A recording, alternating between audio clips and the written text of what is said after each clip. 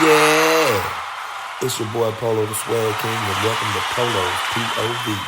If you thought about it, we probably go talk about it. Life, love, and all the above. And now that you know what type of party it is, I'm going to stop all the shucking and jiving and come on with the come on. Let's get into it. Well, first I want to talk about this man robbing a bank. He called himself robbing Wells Fargo. But the problem was, man, the dude only wanted $150. I'm not sure if the clerk had it in a pocket or, man, I don't know. $150 you robbing a bank? You finna go do 40 years, like old boy on the internet say. I will give him his proper respect. I can't call his name. I'm just the 40-year dude. But if finna go do 40 years behind $150. Then to make the situation worse, he go right around out the door and try to deposit the money in the ATM. I mean, from this point on, this ain't no criminal. This just a stupid motherfucker. You know what I'm talking about? Man, he don't need no case. He probably need a psych evaluation or a therapist because apparently he ain't in his right mind. I mean, if you go rob a bank, you go rob it for $150 and then put the money in the ATM. I mean, come on, bro. Pretty sure you ain't got an account. Or maybe he did. I don't know. That's just how I feel about that. Don't put him in jail. He need a therapist, a head doctor, something. Because he got to be fucked up in the head some kind of way. You know what I'm saying? He can't be in his right mind. But let me keep it moving. I was watching my local news just the other night, and they found this guy. They busted him about 3.8 pounds of meth. They said the street value about $25,000.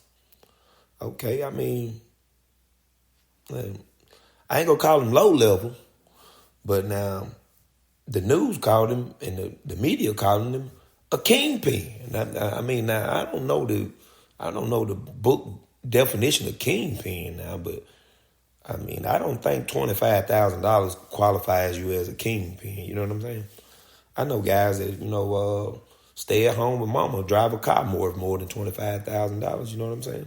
If you got a 600 or better, maybe like 630, 640 credit score, you can probably go to your local bank and borrow 30,000, 40,000, But kingpin seems like a little stretch. I mean, you trying to say he was working for El Chapo or something? He, Escobar's great-great-grandson or something? I mean, that just don't add up to me. You know what I'm saying? Kingpin.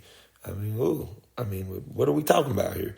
I felt like the local police just try to exaggerate a drug bust. They ain't had one in a while, so they try to exaggerate a little bit and make it count. You know what I'm saying?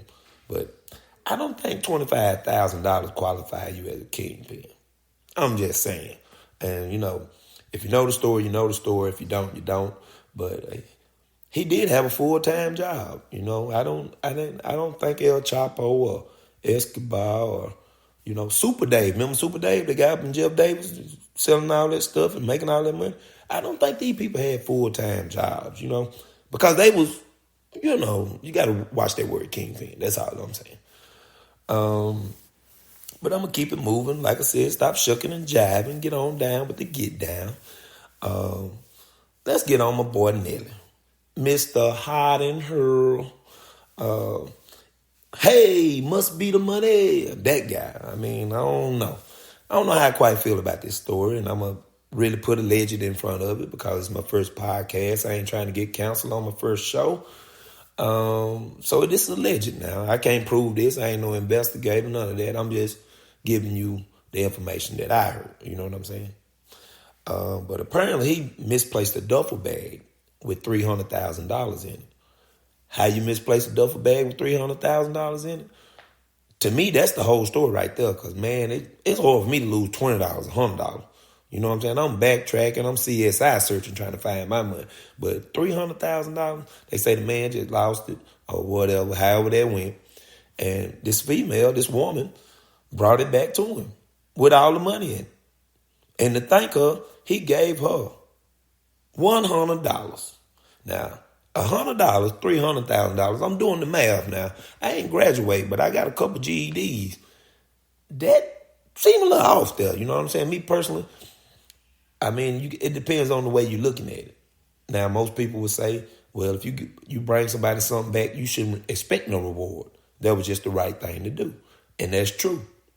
Then some people would say, well, man, you lost it. You got it back. You ought to be thankful that they brought it back and reward them. I don't know what side of the fence you on, but now me, Nelly is a multi-platinum rapper. You know what I'm saying? The man just released, I don't even know what you call it, rap slash a country album. I think it was full-blown country album and he had Florida Georgia Line on them. It sounded good. I listened to it. You know, of course, he got Must Be the Money and Getting Hot in Here. He had the song on the Bad Boy soundtrack. You know, I mean, this guy just ain't starving for no money. And then I'm thinking, $100 out of $300,000. Man, you could have gave her an earring, a belt. You could have took the shirt off and signed it, let her eBay it. I mean, you could have gave her tickets to your show, something. You know what I'm saying? But like $100, man, come on, man. I know people get that to their kids for birthdays or, you know, buy their kids some shoes for $100, man. I don't know. That's just my opinion on it. I mean, you can hit me up on Marco Polo 2K at iCloud. We can comment on this, talk to me about it even more. Or my Instagram, Polo_DA_swag_king. We can get more in depth in that later on. But I don't know. That's me personally. I feel like you could have got the lady a little more than $100. But hold on now. Since I like Nelly, I ain't gonna be totally bad. I'm in his defense. Who knows what he was doing with that $300,000? Why he got it on and walking around with it? That's another story. But maybe he finna go buy a house. Maybe he owed somebody something. Maybe he's finna settle a lawsuit. I don't know. So in his defense, I mean, you gotta look at things from our angle. Like I said, this is Polo's POV, and this is my point of view. Just like you got yours, I got mine. So don't judge me. Anyway, let's move on to the helicopter crash. You know, on the flip side of the coin. I was watching this morning. You know, I took me some time off today for an unfortunate event, but took some time off. Well, they said a helicopter crashed and it had a 2-month baby, 2-month-old. I'm not sure how you say that. Is it 2-month-year-old, 2-month baby? I don't know. Let's just say an infant, you know. They had an infant on board, the nurse, and 2 crew members that ran the helicopter. Well, the helicopter had made a flight, landed, and for whatever reason, they was in the air again, and all of a sudden, they started losing altitude. And ironically, they crashed, a helicopter crashed, 4 people on board. They crashed right beside a church. Well, the point of me bringing this story up, all 4 people, well, the 3 adults, 2 crew members, the nurse, and the infant, they all walked away. And they're all in stable condition. They all lived. Now, I don't know who you believe in, Buddha, Gandhi, I don't know, Jesus, it don't matter. But to me, that is a miracle. That just don't happen every day. We hear too many sad stories on a daily basis, but this is one I felt like that I wanted to share on Polo's POV. Now, we're finna get a little thick around here. Let's talk about the vaccines and jobs. Now, I know this is a touchy subject. And I know people going to have their opinions about it. And they have their theories about it. But I just want to put it like this.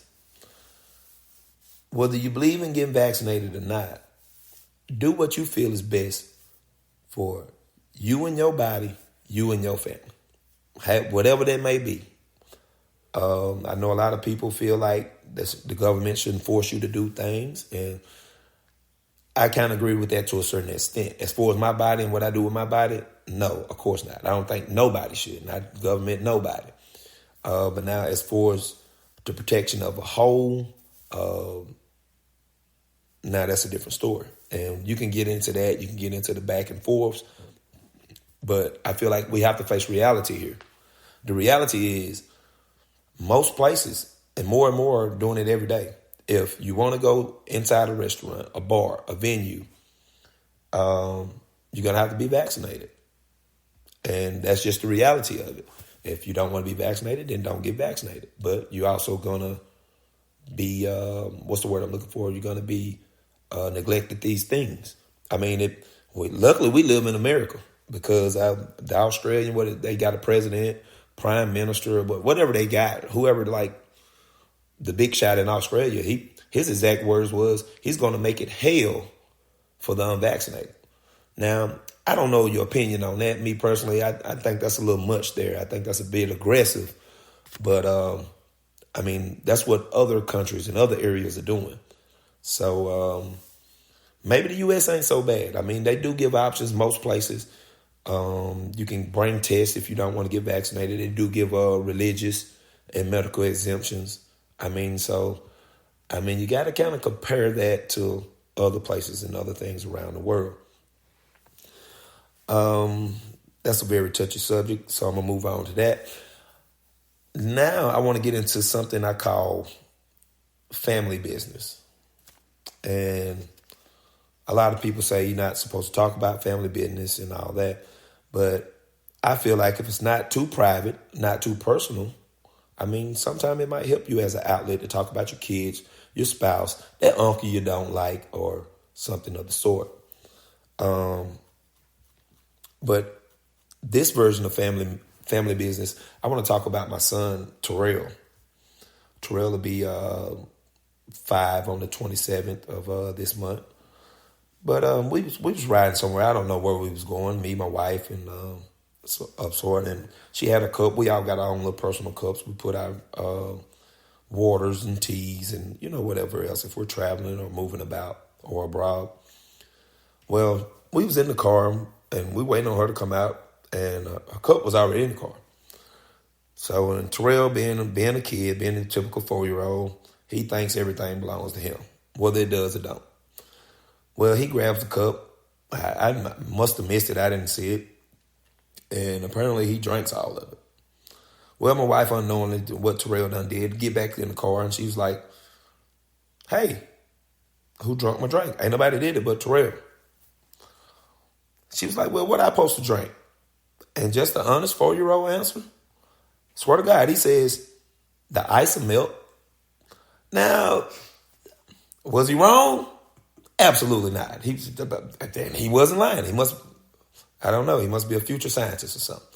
Now, me and my wife, we have a thing we do, and this worked for our family. I don't know what works for yours, but there's no right or wrong way to parent. I don't get in her business when she's disciplining the kids or addressing the kids, and she don't get in mine. And that's what works for our family. Different stroke for different folks. But now, me personally, I'd have took my hand and popped him in his lips if it was me. But on the inside, I was laughing. I thought it was the funniest shit in the world because, the ice will melt. It was a little fucked up, but, the ice will melt. Well, that's my episode of Family Business. We're going to do more topics and more segues and more subjects to come.